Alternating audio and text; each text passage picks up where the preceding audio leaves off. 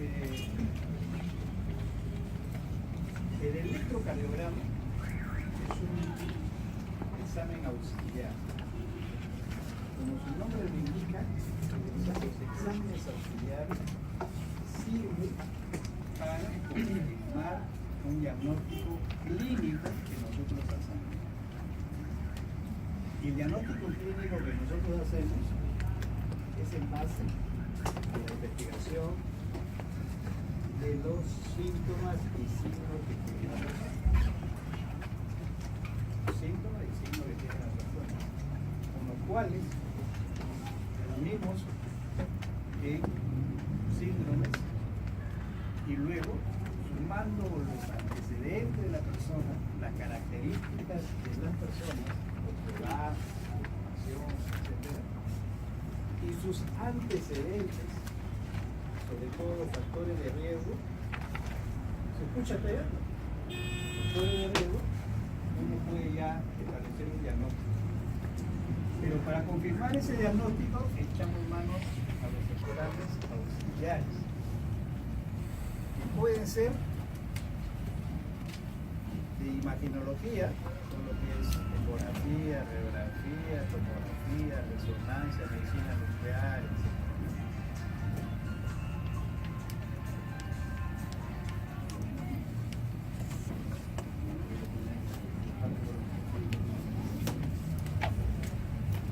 Y también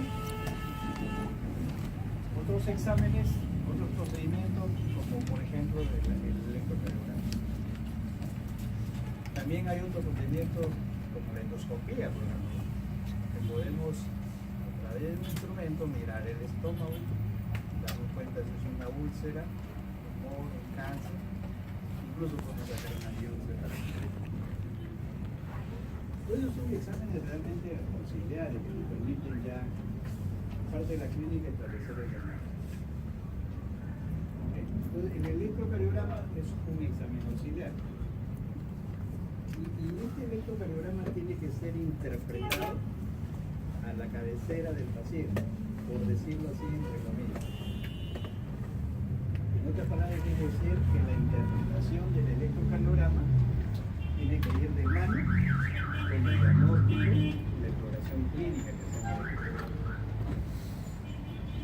Ok, sigue por favor.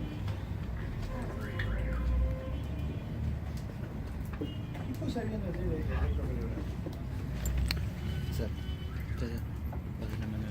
Lo que hace el electrocardiograma es registrar la actividad eléctrica que se sucede en el corazón en cada ciclo cardíaco.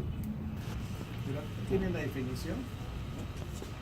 Porque en el corazón se originan algunos potenciales eléctricos que siguen una dirección, un orden, y que va y se puede registrar esos potenciales eléctricos en una tira de papel de acuerdo, ¿no?, al potencial eléctrico que tiene.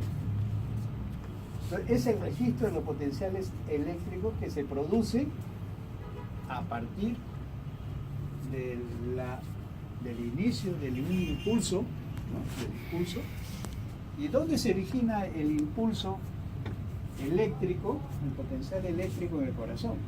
No, sinusal. En el nódulo sinusal, en el marcapaso natural que tenemos ahí, que se ubica en la aurícula derecha, cerca a la desembocadura de la vena cava superior. Entonces, ese marcapaso es el nódulo sinusal. Y ahí se origina, normalmente se originan los impulsos eléctricos que se convierten en un potencial eléctrico que se diseminan en las aurículas y luego van a llegar al nódulo auriculoventricular y de ahí transmitirse a través del AD His, que tiene una rama izquierda y una rama derecha. En la rama izquierda tiene un fascículo anterior y un fascículo posterior. Y termina en la red de Purkinje. El nódulo sinusal, el nódulo auriculoventricular son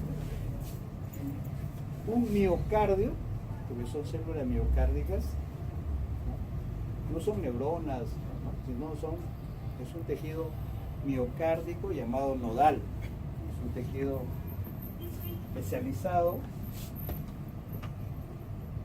en la conducción, pero también especializado en originar impulsos eléctricos. O sea, es excitable y puede originar potenciales eléctricos. Entonces, ese potencial eléctrico que se origina en el marcapaso del corazón y sigue las vías del sistema de conducción, ¿no?, es lo que se va a registrar eléctricamente. Pero una vez que se origina un impulso eléctrico en el marcapaso, en el nódulo sinusal, llega hasta el tejido muscular, que se llama tejido muscular contráctil. Son las fibras que tienen capacidad de contraerse. También conducen, pero menos. También se excitan, o sea, pueden originar focos ectópicos. Pero el tejido que está especializado en automatismo y conducción cardíaca es el tejido nodal. Con 2 nódulos y el ADX. Ok. Una vez que se produce eso, el tejido contráctil es estimulado. O sea, esa actividad eléctrica que viaja llega a la fibra contráctil y la despolariza también, hace que esa fibra después se contraiga. Viene la contracción. ¿Ok? Hay una despolarización de esas fibras contráctiles. Se produce el estímulo, se contrae, pero el músculo tiene que recuperarse. Y viene a ser lo que es, ¿no?, la recuperación.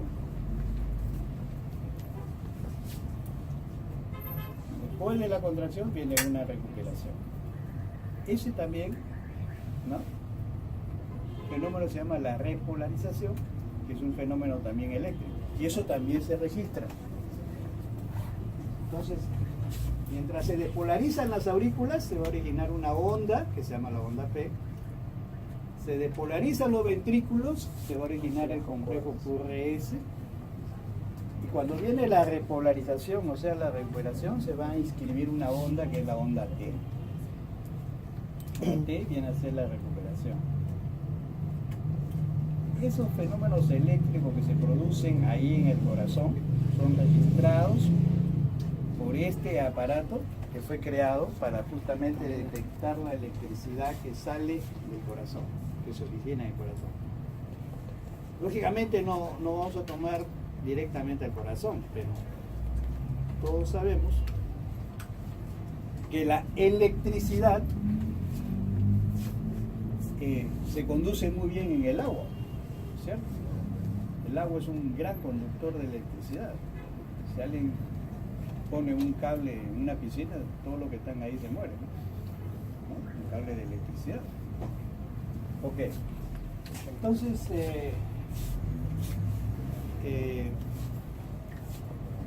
esos fenómenos eléctricos que se van a escribir en ese papel se basa en que la electricidad que se produce en el corazón se va a diseminar a todo el cuerpo. ¿Por qué? Porque el cuerpo es 60% de nosotros es agua. ¿Quién tiene más agua en el cuerpo? ¿Los hombres o las mujeres? Los hombres. Las mujeres dicen, siempre quieren ganar las mujeres. En este caso no. Las mujeres tienen más grasa. Perdón. Las mujeres tienen más tejido adiposo. Y el tejido adiposo no se junta con el agua. El hombre tiene más músculos. ¿Ya? Yo que su compañero tiene más músculos. Son variantes.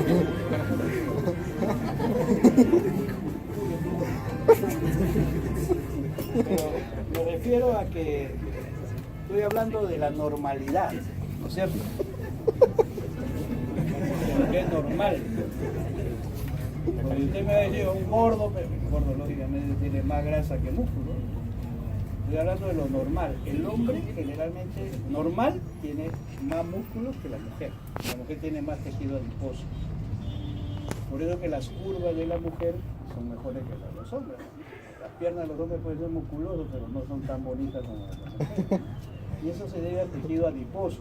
Bueno, es otro tema. Lo cierto es de que todo nuestro cuerpo es, la mayor cantidad es agua, 60%. Las mujeres tienen un poco menos de agua. Ahí lo dejamos, ¿no? Entonces, nuestro cuerpo es un buen conductor de la electricidad. Pues, si se origina electricidad en el corazón, esa puede diseminarse a todo nuestro cuerpo. Pero por física sabemos que la electricidad siempre busca las puntas, ¿no? O sea que va a salir más que todo por los brazos, por las piernas, y en el hombro sale por otra pierna todavía, ¿no? Sí. Todo lo que es punta, por ahí sale. Pues, lógicamente nadie ha estandarizado que pongamos un electrodo a los hombres, ¿no? Pero por ahí también sale electricidad. Entonces, lo que hace el aparato, el electrocardiógrafo, es colocar un electrodo en el brazo, en el otro brazo, en las piernas, para captar esos fenómenos eléctricos. Y luego coloca también, ¿no?, en la zona precordial. Y eso lo vamos a ver luego. ¿Ya? Y sigue, por favor. Vamos a hablar ahora, o sea, el aparato es el que capta la electricidad y lo escribe en un papel, registra esas ondas que hay. ¿Cuál es la utilidad, en realidad, del electrocardiograma? El electrocardiograma es un examen, pero que en cardiología no nos va a servir para hacer todos los diagnósticos, lógicamente. Si un paciente tiene, por ejemplo, un soplo, planteamos que hay una válvula dañada, de repente tiene ritmo sinusal normal, y tomamos un electro, sale normal, ¿no? El examen en ese caso, ¿qué sería? Si uno tiene un soplo en un paciente, ¿qué examen? La ecocardiografía. Entonces el eco tiene una utilidad. Por ejemplo, acá hemos puesto desequilibrio metabólico o desequilibrio, a veces usábamos para diagnosticar hipercalemia, porque había cambios en la onda T. Pero ya ahora nadie pues, se va a basar en hacer un diagnóstico. Si yo quiero manejar un paciente crítico, tomarle un electro para ver si el potasio está alto o no está alto. ¿Por qué? Porque tenemos pues una máquina para medir el AGA y los electrolitos, que nos da en 3-4 minutos. O sea, la tecnología en medicina ha cambiado, lógicamente. Nadie se le va a ocurrir ahora que para hacer un diagnóstico, un estudio del cáncer de colon, vamos a hacerle como nos los hacían, pobrecito, antes a los pacientes, ¿no? Le metían 4 o 5 litros de litro por su ano, ¿no? Como enemas, primero para limpiar y después enemas de varios, y algunos se morían a veces por problemas que había. Nadie va a hacer eso ahora, pues, ¿no? Eso ya pasó a la historia. Nadie va a hacer un estudio de estómago con varios, ¿no? Para diagnosticar una úlcera. Mejor meto un tubo, ¿no? Hago una endoscopía y veo qué cosa es. O meto hago una colonoscopía y veo todo el colon, porque la colonoscopía ahora permite pues avanzar todo, por lo menos 1,5 metros o 1 metro por lo menos le meten a la persona, ¿no? Entonces, esto por ejemplo ya no lo vamos a usar. Si quiero estudiar el potasio, que a veces se alteraba las ondas, ya no es el método más exacto. Pero sí, sigue siendo el electrocardiograma la única forma de diagnosticar las arritmias cardíacas. ¿Por qué? Porque las arritmias cardíacas son fenómenos eléctricos. Y justamente el electrocardiograma sirve para detectar cómo es esos fenómenos eléctricos normales que tiene el corazón. Y nos ha permitido clasificar las arritmias cardíacas.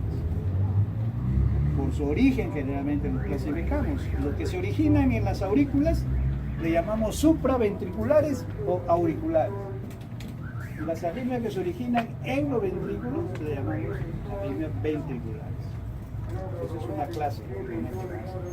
Entonces, la utilidad básicamente está en el estudio de las arritmias. Pero el electrocardiograma han variado, en su tecnología han variado. Por ejemplo, el Holter es un electrocardiograma que se le pone electrodos al paciente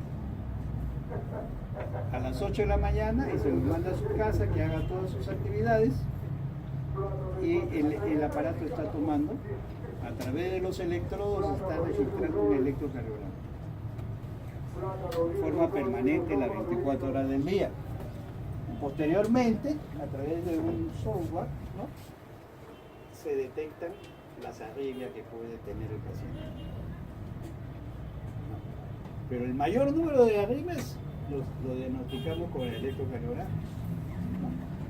Y algunas arritmias que son paroxísticas, que se presentan por momentos, que el paciente le da la arritmia, una taquicardia ventricular, se desmaya, pero luego se recupera, ¿no? A veces es necesario usar un Holter. El Holter no es para estudiar isquemia miocárdica. Lo podemos utilizar, pero el Holter es básicamente para detectar arritmias, sobre todo aquellas arritmias paroxísticas que pueden tener los pacientes. Esa es la primera utilidad y la más importante. La segunda es que el electrocardiograma nos permite estudiar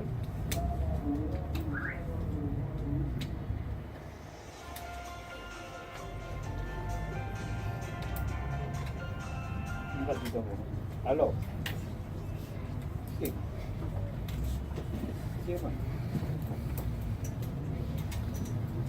El electrocardiograma, como vamos a ver, nos permite diagnosticar hipertrofia auricular, ya sea derecha o izquierda, o hipertrofia ventricular izquierda o derecha. Es una de las segundas utilidades que todavía sigue siendo importante. Pero recuerden que la ecocardiografía es el que nos va a dar con mayor exactitud, son más sensibles la ecocardiografía para el diagnóstico de hipertrofia.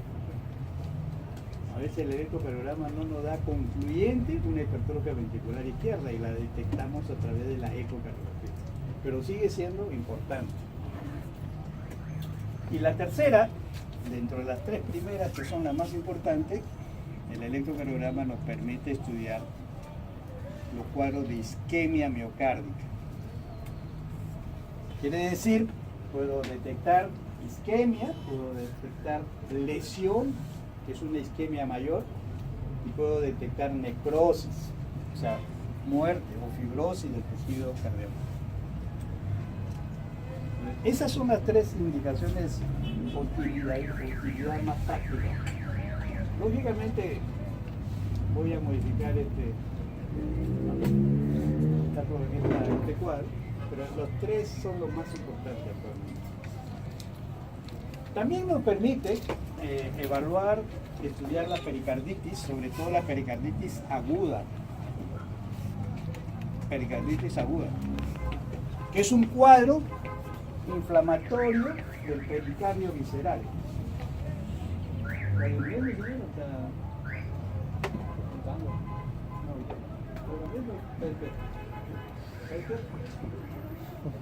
¿Usted también?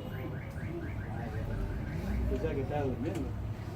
Porque a veces puede ser que trabaja de noche, ¿no?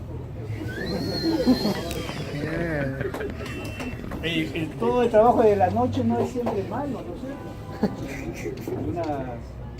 Puede ser una técnica que está echando medicina, puede ser que una persona que cuida a un viejito de repente en la noche. Y se cuidan entre ellos. Algunos son guachimanes. Tantas cosas que el trabajo de noche no significa que sea malo, ¿no? Y acá viene lógicamente cansado y se duerme, ¿no? Ok, pericarditis es una pericarditis aguda, ¿ya? Es un cuadro que se caracteriza porque hay dolor precordial muy intenso. a veces retroesternal o en el tórax, o presivo, a veces como ardor, muy intenso a veces. Y ese diagnóstico tiene que hacerse un diagnóstico diferencial con el infarto de miocardio. Pero en el electrocardiograma nos puede ayudar. ¿Por qué? Porque en la pericarditis puede aparecer una elevación del segmento ST que indicaría una lesión epicárdica que se ve en el infarto también agudo, ¿ya? Pero en la pericarditis se da casi en todas las derivaciones. En cambio en el infarto se dan en algunas derivaciones que son las que, digamos, dan la señal de una área específica del corazón. Si yo veo en todas las derivaciones, que tendría que pensar que es un infarto masivo que se ha ocluido la coronaria izquierda, la derecha a la misma vez. Casi es imposible, ¿no? Está bien que se obstruya la coronaria derecha, está bien que se obstruya la circunfleja o la descendente anterior, pero no todo. Entonces, cuando yo tengo que el segmento ST se me eleva en todos, este no es un infarto, probablemente sea una pericarditis. Ok, una pericarditis también. Por ejemplo, el efecto de drogas, desequilibrio metabólico, como digo, ya no lo utilizamos mucho, ¿no? Claro que el digital que se utilizaba y se sigue utilizando frecuentemente en los cuadros de insuficiencia cardíaca, puede uno, ¿no?, ver cómo está ¿no?, afectando al corazón una sobredosis, por ejemplo, de digital. Bueno, que sigue, por favor.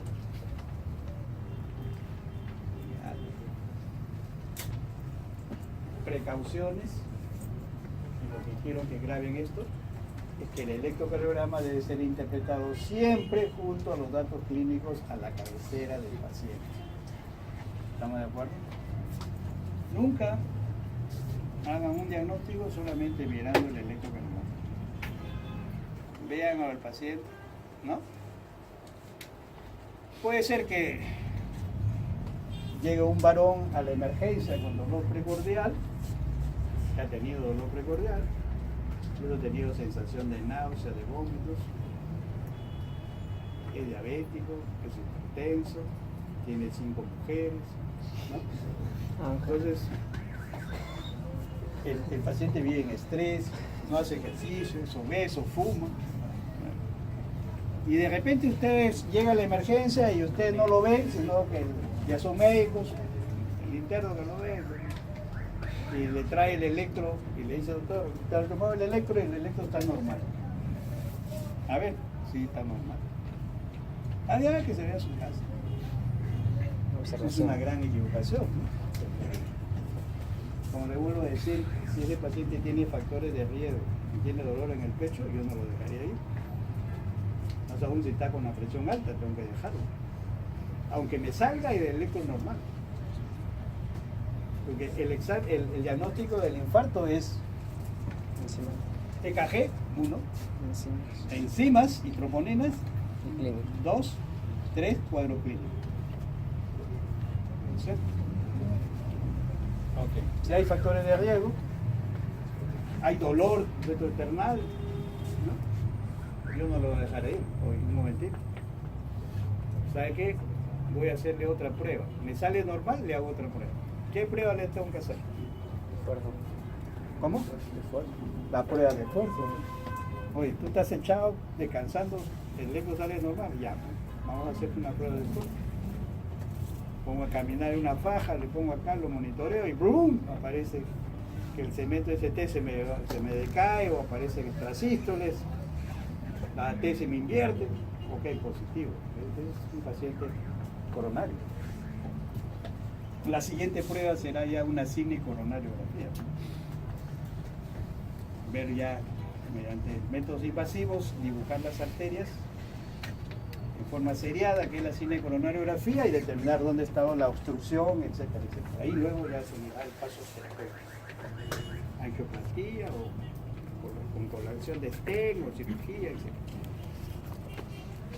Esto es muy importante, ¿eh?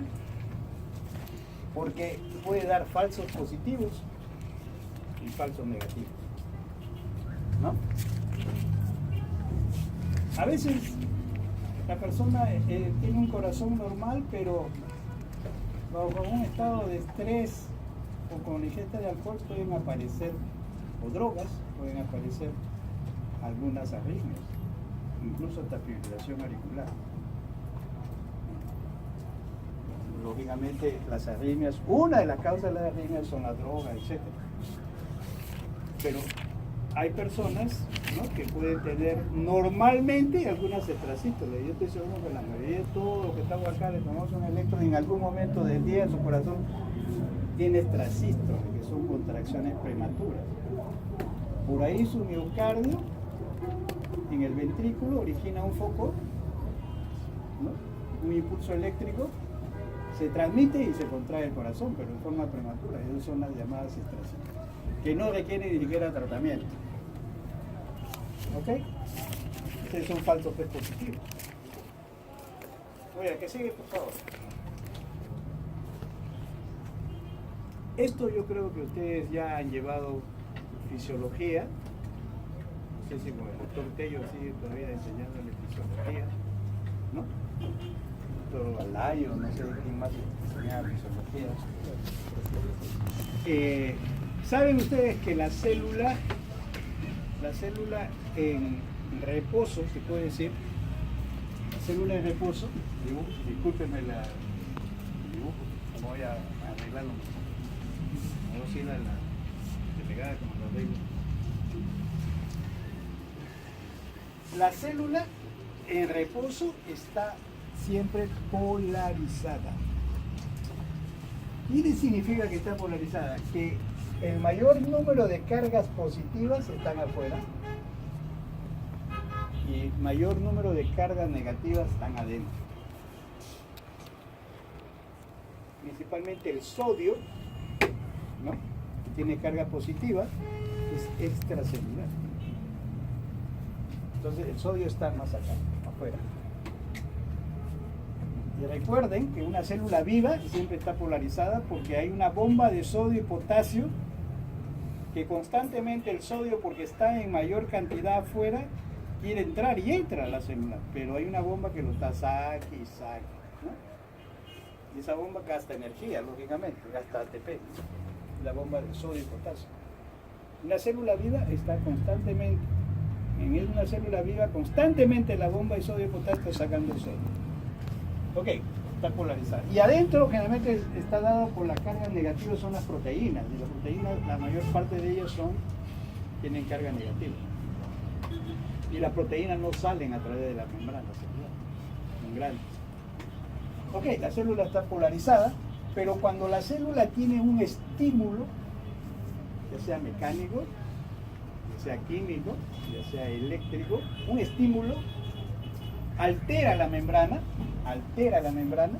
celular y comienza a ingresar una gran cantidad de sodio dentro de la célula. Pues tiene que haber un estímulo. Ingresa una gran cantidad de sodio dentro.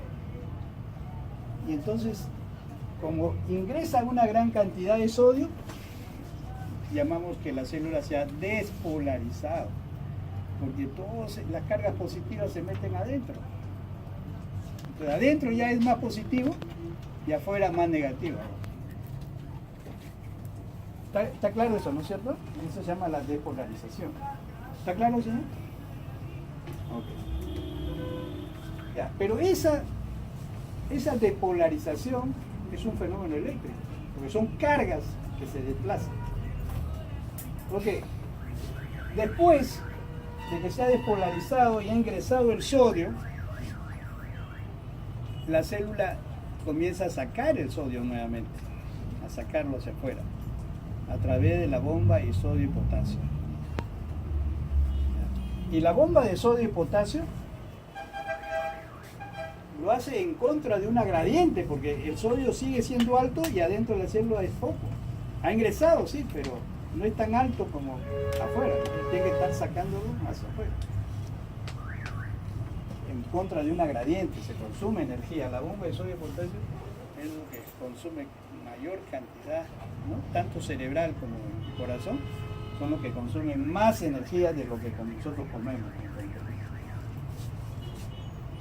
después de que se despolariza y como la bomba de sodio comienza a sacar hasta volver a la célula que está polarizada, eso se llama repolarización. La repolarización depende entonces de la bomba de sodio y potasio. Y la bomba de sodio y potasio consume energía. ¿De dónde saca la energía de las células? ¿Ah? ¿De dónde?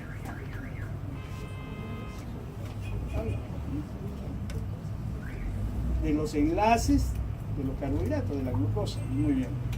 Por los enlaces de la glucosa, la energía pasa a los enlaces de los ATP, ¿recuerda?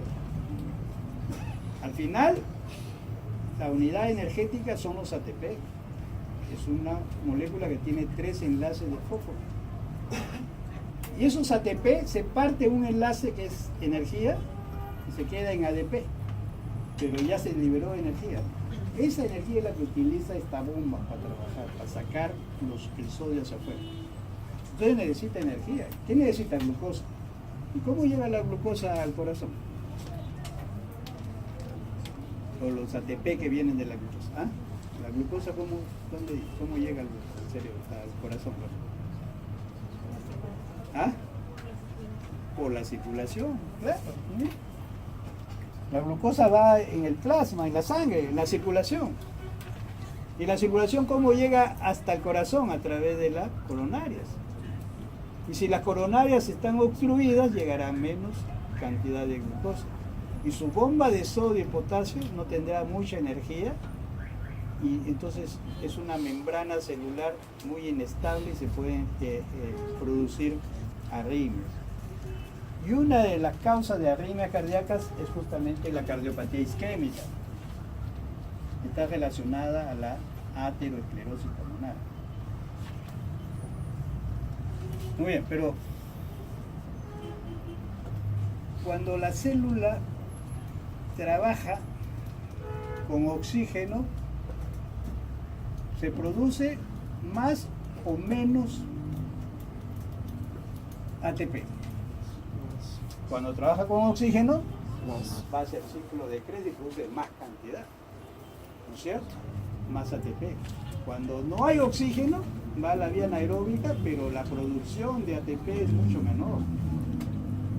Eso quiere decir que nosotros necesitamos oxígeno en la célula muscular. ¿Entiendes?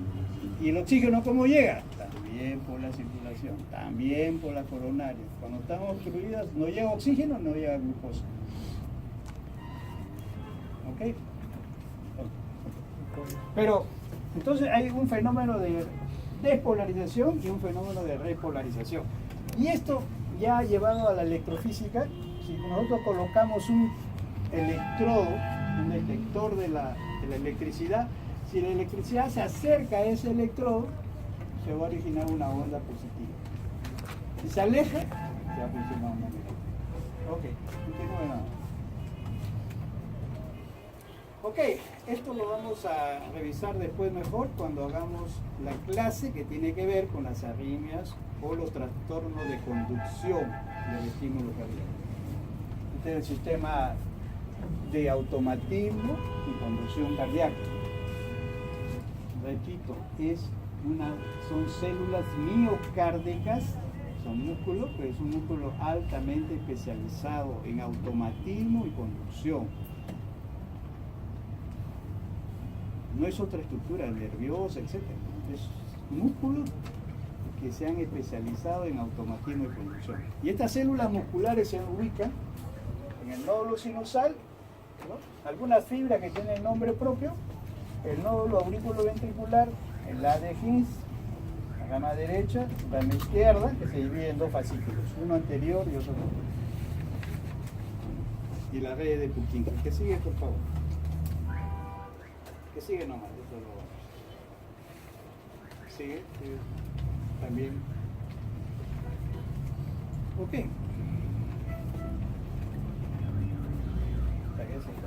¿Esa es la hora? A ver, señor, vamos a ver. Vamos a ver cómo tomamos un electrocardiograma. Tenemos que poner electrodos. y ya pues estandarizado a nivel mundial, lógicamente, los electrofisiólogos en algún tiempo se pusieron de acuerdo y dijeron, bueno, vamos a poner un electrodo en el brazo derecho. Le vamos a llamar ABR, que está en inglés, ¿no es cierto? Ahí. Uno en el brazo izquierdo, ¿no? Left. Otro en el pie izquierdo. A ver. Foot. ¿No? Ok. Esos son los electrodos, ¿no? Que vamos a colocar ahí. Y si le tomamos solamente ABR, tengo una derivación, que es la ABR, ABL y ABL. Muy bien. Pero ustedes me dirán, doctor, pero yo he visto que en el hospital ponen 4 alambres. 2 acá y 2 en las piernas. El lado derecho, por si acaso, es un electrodo neutro. ¿Ya? Neutro. En realidad solamente las derivaciones son estas. Ok, que sigue por favor. Pero después hicieron una combinación, ¿no? Entonces, vieron el potencial entre 2 derivaciones. Entre 2 electrodos, perdón, ¿no? ¿Ya? Este es el brazo derecho, ¿no? Y el brazo izquierdo. El D1 es esa diferencia que hay entre los dos prácticamente brazos, ¿no? D2 es la diferencia que hay entre el brazo derecho y el pie izquierdo. Y el otro al otro. Llamo luego, por favor, un ratito, ¿ya? D3 ¿ya? Es entre el brazo izquierdo y la pierna. Ok, que sigue, por favor. Y también, aparte de esas derivaciones de miembros, como hemos dicho, porque se colocan en los brazos, y se hace, y las derivaciones de 1, 2, 3 son la diferencia entre una y otro miembro, ¿ya?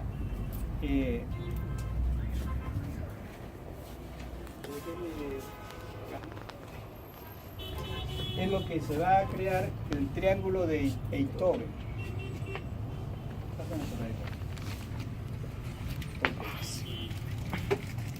Entonces, durante muchos años los electrofisiólogos comenzaron a interpretar esto y crear el famoso triángulo de Eitobe. Crear un triángulo. Triángulo de Eitobe. Y en medio colocaron el corazón.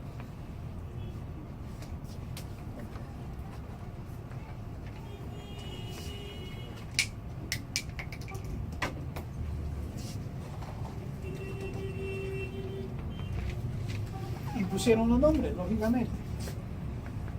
Acá al lado derecho tenemos ABR, tenemos ABL y tenemos ABL. ¿Dónde iría a ver D2? 2 en la parte ABR. ¿Ah? No, de ABR a El retrocede. ABR a ABR. Ya. D1, ¿entre quién está? ABR a ABR. Muy bien. Entonces D1 va acá, ¿no es cierto? Entre el brazo y el otro. D2, Entre ABR y ABF. ABL. No, ABL y ABF. No. ¿Cómo? ABR a ABR, ABF. ABR a ABR. ABR, sí. D1, D2. De arriba abajo. Sí, ¿no? Acá, ¿no es cierto? ¿Está bien? ABR, ABF. Y ABL, ABF. Entre ABL, ¿no? Y el left, izquierdo, ¿no? Y el. Entonces nosotros se creó este famoso triángulo de Eitobe Pero no contentos con eso, dijeron, pero vamos a explorar al corazón desde la parte precordial. Se crearon las derivaciones precordiales. ¿Qué sigue, por favor? Acá está. Muy bien. Muy bien, a ver, no la vamos a dirigir a ella, pero usted sí se puede decir, sáquese Calatera nomás. un ratito, sáquese el polvo. No vean, no vean. Apúrese, pues, que tenemos que hacer. Sácate sostén. Ya, Con sostén, con sostén. bienvenida mía.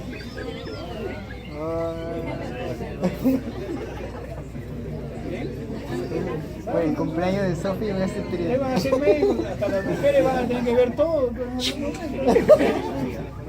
Sobre todo se van a seguir urología. No sirve, no sirve. No sirve, no sirve. Dame la luz. Derecho, ya, la derivación B1, ya, por favor. Apágalo, ¿cómo hacemos ahí? No, no. De grande. De grande. No, Pon el cuaderno, pues. ¿Hay luz ahí? La luz. Fondo. Medio. ¿Qué te ríes? Ya. B1 va en el cuarto Espacio espacio derecho. intercostal derecho en el borde del esternón. A ver, señálalo ahí con el plumón, por favor. ¿Cómo sabe que es el cuarto? A ver. ¿De abajo para arriba?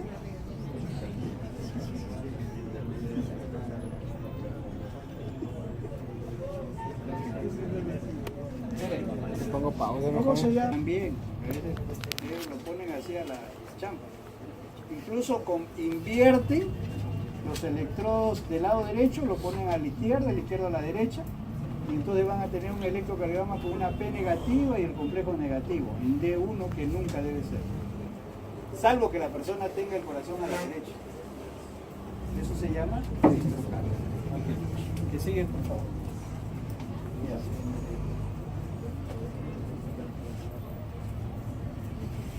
Este es la ubicación básicamente ya en el electrocardiograma y más o menos cómo sale la figura en el electrocardiograma, que lo vamos a ir viendo poco a poco cada una de las características, ¿no? Acá está ABR, acá está ABL, ¿no es cierto?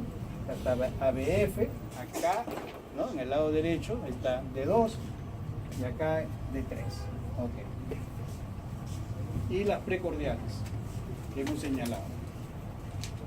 Todas las electrodos que hemos colocado son derivaciones, ¿no? Pero que representa un lugar de cómo se ve el fenómeno eléctrico, desde ese punto, cómo se ve el fenómeno eléctrico. Y después les voy a enseñar cómo esas derivaciones las podemos agrupar y decir, son derivaciones diafragmáticas, porque nos dan información de atrás del corazón o la punta del corazón, o son septales, o son anteriores, o son laterales. ¿Ya? De ahí lo vamos a ver así. Ok, sigue por favor. Y este es el papel que utilizamos para hacer un electrocardiograma. Es un papel que tiene cuadraditos. Cada cuadradito tiene 1 milímetro de lado. ¿Ok? Y ese es estandarizado a nivel del mundo. O sea que si ustedes se van a la China, Japón, ¿no? Va a ser igual el papel. Se va a tener que interpretar igual en un electrocardiograma. ¿Por qué? ¿Está durmiendo el dinero? ¿Está despierto? Ah, ya. Le puse pausa. El papel, ¿ya? Nos va a permitir que en la forma horizontal vamos a medir tiempo. Vamos a medir. ¿Ya? Y en forma vertical vamos a medir voltajes. ¿Estamos de acuerdo? En el papel, en forma vertical medimos voltaje. Y en forma horizontal vamos a medir tiempo. ¿Cuánto duran las ondas? ¿Ok? Cada cuadradito indica 0.04 de segundo. 4 centésimos prácticamente de segundo. ¿Ya? En 5, ¿cuánto habrá?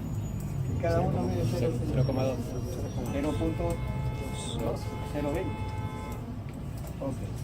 200 milisegundos. Y en forma vertical, cada cuadradito 0.1 milivolts. es 0.1 milivolt. Nosotros podemos medir voltajes. Ok.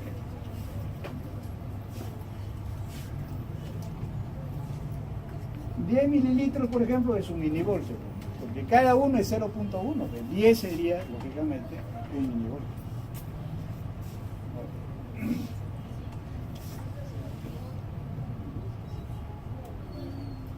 En este papel se van a escribir ondas. Como va a registrar la actividad eléctrica desde que se origina hasta que llega a despolarizar los ventrículos y después se va a recuperar, ese fenómeno eléctrico se va a inscribir en este papel. Y la primera onda que se produce es la onda P. ¿Qué significa la onda P? La onda P significa la despolarización de las dos auriculares. Que son de las dos aurículas. ¿Está bien? El complejo QRS, que es esta, QRS, pero algunos electrodos no hay QA, y eso puede ser normal. Normalmente hay R y hay S. ¿Ya? Y la Q no existe, pero cuando existe debe ser pequeña. No debe ser más de la tercera parte de la R, ni debe ser ancha que alcance un cuadradito. Porque si es ancha y es profunda, es una Q patológica. Y la Q patológica indica necrosis, infarto. ¿Ok? Es una pequeña Q, a veces no hay, una R y luego una onda S. Es el complejo QRS. ¿Qué significa? La despolarización ventricular. ¿Ok? Luego viene un segmento que es muy importante para nosotros en cardiología, un segmento que es un segmento que debe ser isoeléctrico. Ese segmento isoeléctrico es el segmento ST. Segmento ST. De donde termina la S hasta que comienza la T. Justamente se llama ST. Cuando ese ST se eleva, ¿no?, más de medio cuadradito, ya es patológico. Puede estar indicando una lesión, una isquemia severa, epicárdica, si se eleva, o si se deprime, su endocárdica. Eso lo vamos a ver después, cuando hablemos de isquemia. Pero este segmento ST debe ser normalmente isoeléctrico. Y comienza acá un punto que se llama punto J. Muy bien. Y luego viene otra onda que se llama la onda D, que significa la repolarización de los ventrículos. Entonces hay despolarización de las aurículas, hay despolarización de los ventrículos, hay repolarización de los ventrículos. Aquí en la gráfica. Pero alguien dirá, pues, ¿y la repolarización auricular qué pasó? Muy bien, se enmascara dentro del fenómeno eléctrico de la despolarización. Por eso no sale. Muy bien.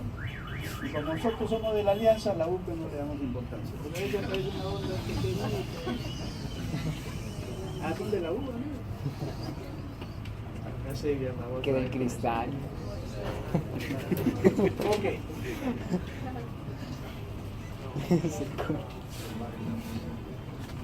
Es por Huancayo.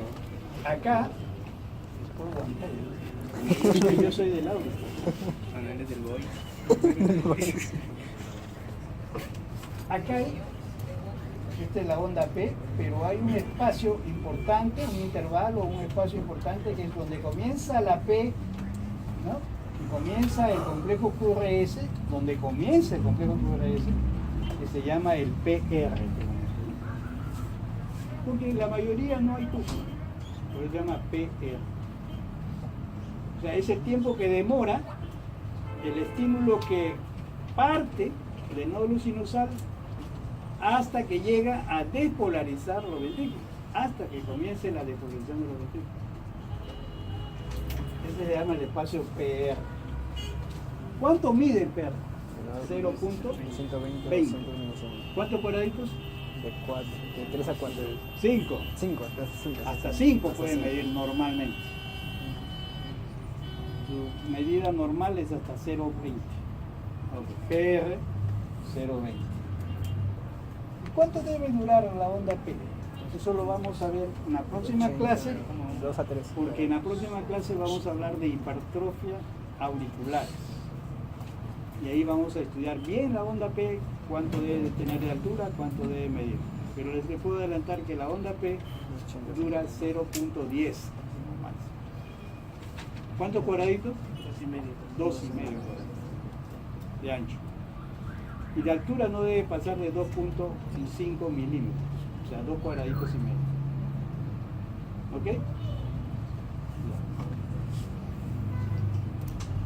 Muy bien. El segmento, el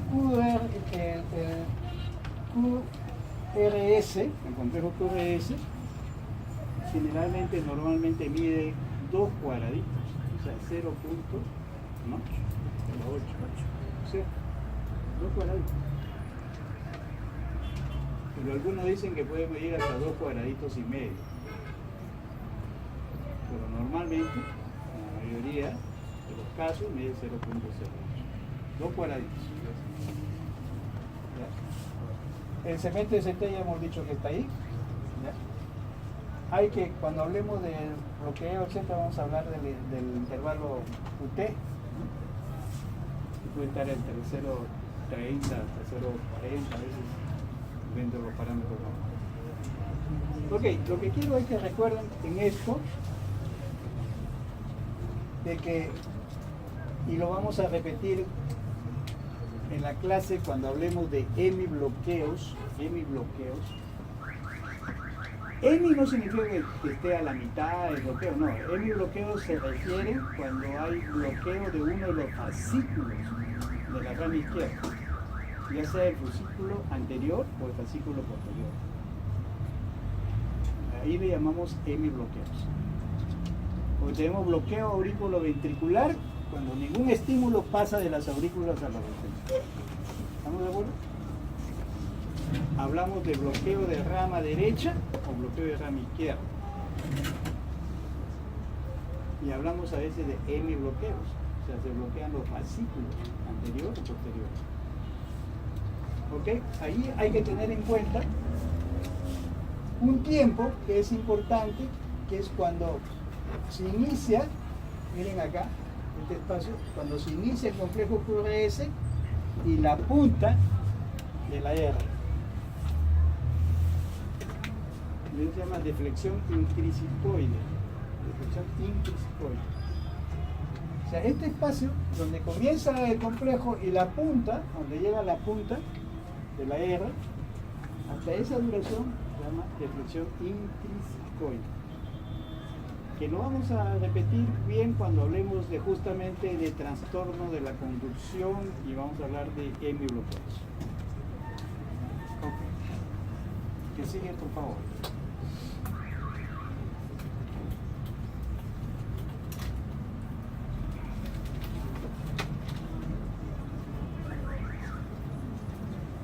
Este es algo muy importante, ¿ya? Y quiero que graben o como le vamos a dejar la transparencia, lo estudien, lo dibujen en su cuaderno, ¿ya? Por favor, dibújenlo. Y lo van a llevar a la práctica, sobre todo de cardiología, ¿ya? Porque cuando yo le pregunte el eje, aquí mirando el electrocardiograma, ya el electrocardiograma mirando, le voy a preguntar dónde está el eje del QRS, que es el más importante.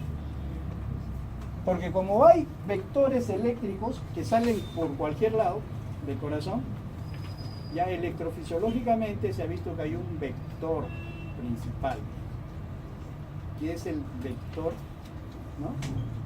El eje de despolarización es un eje que es de arriba hacia abajo, de la derecha a la izquierda.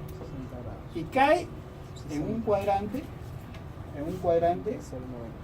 inferior, ¿no? Izquierdo. Entre 0 y 90 grados. Y vamos a explicar.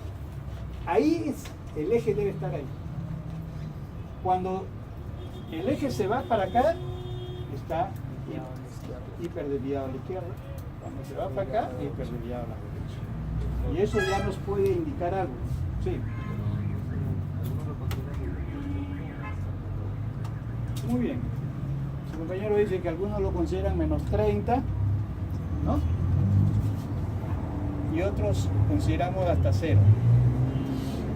Tiene razón, pero como le digo, hay que interpretarlo con el paciente. Si el paciente es hipertenso,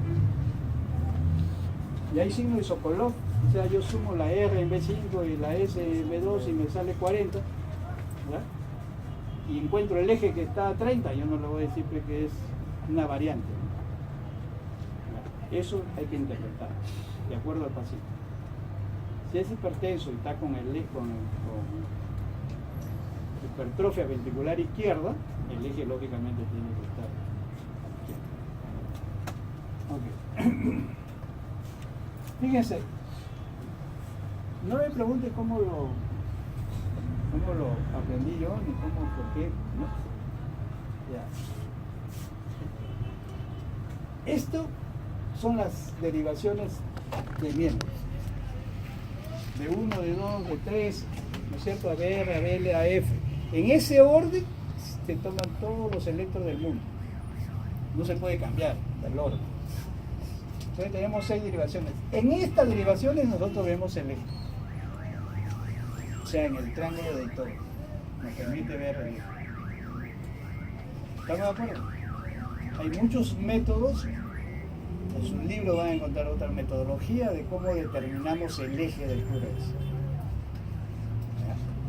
Pero el eje QRS se ve en estas derivaciones. O sea, si yo agarro un electro, la mitad del electro, que es de 1, de 2, de 3, ABR, BLF, hasta ahí tomo el electro, ahí voy a ver dónde está el electro. Ok. Pero este triángulo de Itoben se pasó a un círculo, ¿no? Donde colocamos ABF, ¿no? ABF se colocó acá. D1, que es este, lo colocamos acá en el círculo. Y ABF, que es el que lo pusimos acá, ya dije, ¿no? ¿Ya? ABR, colocó acá. ¿No? ABL, que está a la izquierda, colocó acá. ¿No? Ok. D2 está acá, está aquí, se coloca aquí a 60 grados, ¿no? Y D3 se colocó más 120, se trasladaron. Los electrofisiólogos colocaron dentro de un círculo y le pusieron grados. Todos los grados para abajo son positivos y todos los que están arriba le pusieron negativos, ¿no? Y le pusieron de 30 en 30, 30, 60, 90, 120, 150, ¿no? 180. Y por acá pusieron 0, 30, 60, más 90, más 120, más 180. O sea, cada una de las derivaciones tiene dos valores. Uno que es positivo y uno que es negativo. Todas las derivaciones tienen eso. Ese cuadrito hay que tenerlo en su celular o en su libro, porque con eso van a, yo les voy a preguntar dónde está el eje, te van a decir. Ok. Y eso, yo dudo de que lo lean y contralean, que les expliquen cómo se saca el eje. Hay diferentes formas, pero esta es la más práctica, se puede decir. El primer paso, quiero que lo anoten, ¿ya? El primer paso para ver el eje. Pero ya yo estoy viendo la tira del electrocardiograma, ¿no? ¿Entiendes? La tira del electrocardiograma. Imagínense que ustedes le han tomado un electro y tienen la tira del papel, ¿no sé? El primer paso, ¿ya? El primer paso que damos, ¿ya? Es mirar en la derivación de 1, ¿ya? Perdón. Después vamos a concretar la forma práctica de verlo. ¿Ya? Yo miro el electrocardiograma y el primer paso es determinar en qué derivación el complejo QRS es más isoeléctrico. O sea que sumando lo positivo y lo negativo se acerque más a cero. ¿Cierto? Porque el complejo tiene una onda positiva y una onda negativa, que es la S. ¿En qué derivación es más isoeléctrico? Es el primer paso. Si yo encuentro que la derivación más isoeléctrica es en D1, ojo, en D1, ya. Entonces yo voy a decir, el eje está acá. ¿Ya? El eje está acá. En la tira, yo estoy mirando que D1 es el complejo más isoeléctrico. Yo digo, debe estar aquí, porque aquí está D1. Pero tiene dos valores aquí y otro acá. El segundo paso, ¿ya?, que estábamos siguiendo, es si D1, este D1, nosotros es el más isoeléctrico. El segundo paso es, ¿ya?, ¿cuál es la perpendicular a D1? ¿Cuál es el perpendicular a D1? ABF. Ok. Me había equivocado. Entonces, lo primero que hago, el primer punto es en qué derivación es más isoeléctrico, dijimos D1. El segundo paso es determinar cuál es, ¿no?, la vertical, ¿no?, la transversal a ese D1, ¿no? La perpendicular, perdón, la perpendicular de D1. ¿Cuál es la perpendicular de D1? A ver. Aquí yo me había equivocado y decía, y ABF tiene dos valores, uno acá menos 90 y otro más 90. Entonces nosotros vamos a darle una... Y eso se va a definir, ya no escribo ya de... A ver, sin pintura.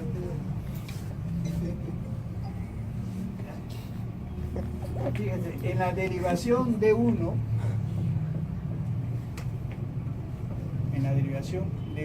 cuando el complejo es positivo, está a la izquierda. Cuando es derecho, es más negativo, está a la derecha. O sea, en la tira mismo uno va de 1 y dice, es más positivo que negativo. Ah, está a la izquierda. Y el otro es, esto también tiene que tenerlo, cuando el complejo es más positivo, está para abajo. Y cuando es más negativo, está para arriba. En ABF, ya no en D1, sino en ABF.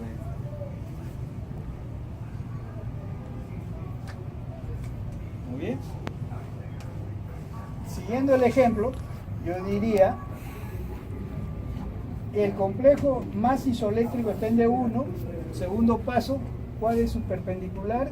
Es a B. ¿No es cierto? Y luego tengo que ir a estos cuadritos, ¿no? A estos cuadritos. acá no podemos, porque es isoeléctrico. Como es isoeléctrico, yo no puedo decir, ¿no?, si está a la izquierda o a la derecha, está isoeléctrico, está en medio. Pero sí ABF sí me puede servir, porque ABF, yo miro ABF, está positivo, quiere decir que está abajo. ¿Cuál es el valor? Tendría que ser este, más 90. Más 90 hemos dicho normal. Lo vuelvo a explicar. Pero hay una forma práctica también.